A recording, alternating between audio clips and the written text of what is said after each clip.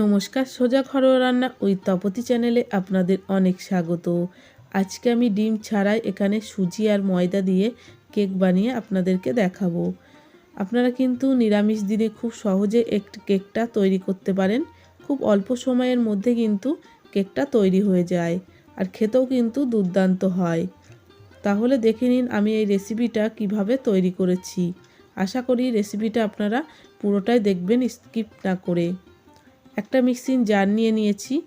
এক বাটি আমি এখানে সুজি নিয়ে নেব আর এক বাটি নিয়ে নেব চিনি। এখানে কিন্তু কেকের যে ব্যাটারটা তৈরি করব, এখানে কিন্তু বাটি বা কোনো একটা পাত্র দিয়ে মেপে নিলে কেকটা কিন্তু খুব সুন্দর হবে। মিক্সিং জারে চিনি আর সুজিটা আমি একটু গুঁড়ো করে নেব। দেখুন কত সুন্দর গুঁড়োটা হয়েছে। একটা পাত্রে আমি এখানে ঢেলে নেব। ঢেলে নিয়ে একটু নাড়াচাড়া করে এর মধ্যে আমি এক বাটি এখানে ময়দা দিয়ে দেবো। যেই বাটি মেপে সুজি আর চিনিটা নিয়েছি সেই বাটি মেপে এক বাটি আর তার অর্ধেক ময়দা নিয়ে নিলাম। ময়দাটা একটু চেলে নিলাম। একটু মেশানো হয়ে গেলে এখানে আমি এক বাটি দুধ দেবো। দুধটা কিন্তু আগের থেকে আমি জাল করে নিয়েছিলাম। এক বাটি দুধ দিলাম, আবারও যদি লাগে আমি আর অর্ধেক বাটি দুধ দেবো। যেহেতু এখানে নিরামিষ কেক তাই আমি এখানে দুধটা দিয়েছি। আপনারা কিন্তু গুঁড়ো দুধটাও ব্যবহার করতে পারেন। দুধটা দিলে কিন্তু কেকটা খেতে খুব সুন্দর হবে। ভালো করে এখানে কিন্তু মেশাতে হবে। যত ভালো করে আপনারা মেশাবেন ততই কিন্তু কেকটা স্পঞ্জ হবে আর খেতেও খুব ভালো লাগবে।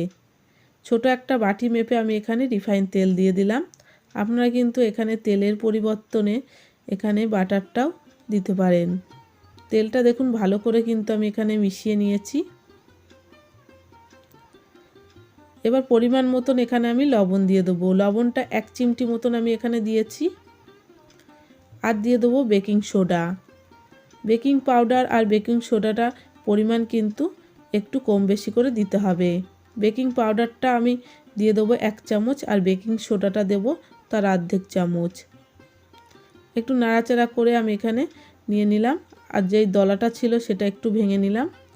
ব্যাটারটার সাথে ভালো করে কিন্তু এখানে মিশিয়ে নেব। মেশানোর পরে কিন্তু রেস্টে রাখার কোনো দরকার নেই। এটা কিন্তু সাথে সাথে কেক তৈরি করার জন্যে বসিয়ে দিতে হবে। দেখুন এখানে কিন্তু সুন্দরভাবে আমি এখানে মেশানো হয়ে গেছে। একটা পাত্র নিয়ে নিয়েছি। পরিমাণ মতন আমি এখানে তেলটা দিয়ে পাত্রটা সাইড দিয়ে একটু লাগিয়ে নেব যাতে কেকটা তৈরি করার সময় না লেগে যায়।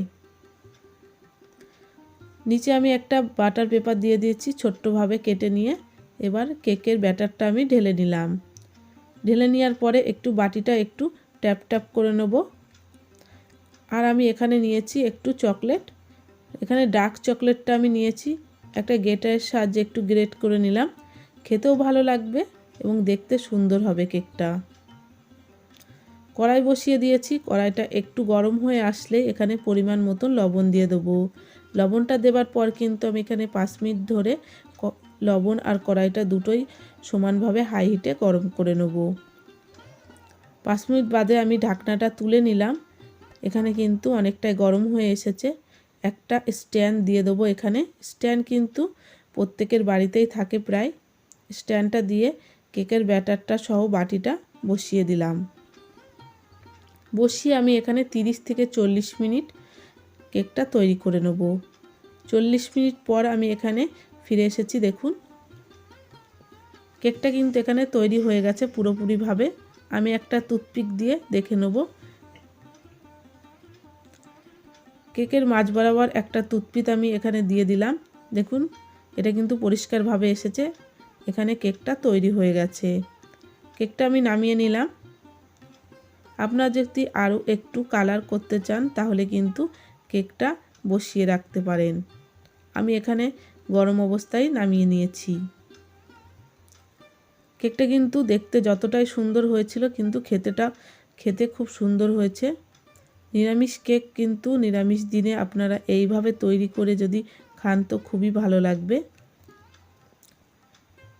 আর কেকটা কিন্তু দারুণ স্পঞ্জ হয়েছিল যেহেতু এখানে ভালো করে যদি ব্যাটারটা তৈরি করেন তাহলে কিন্তু কেকটা খুব সুন্দর হবে। পুরো রেসিপিটা দেখার জন্য আপনাদের অসংখ্য ধন্যবাদ। ভালো থাকবেন, সুস্থ থাকবেন। আবারও দেখাবে নেক্সট রেসিপিতে। আর একবার হলেও নিরামিষ দিনে এইভাবে কেকটা তৈরি করবেন, আশা করি আপনাদের ভালো লাগবে।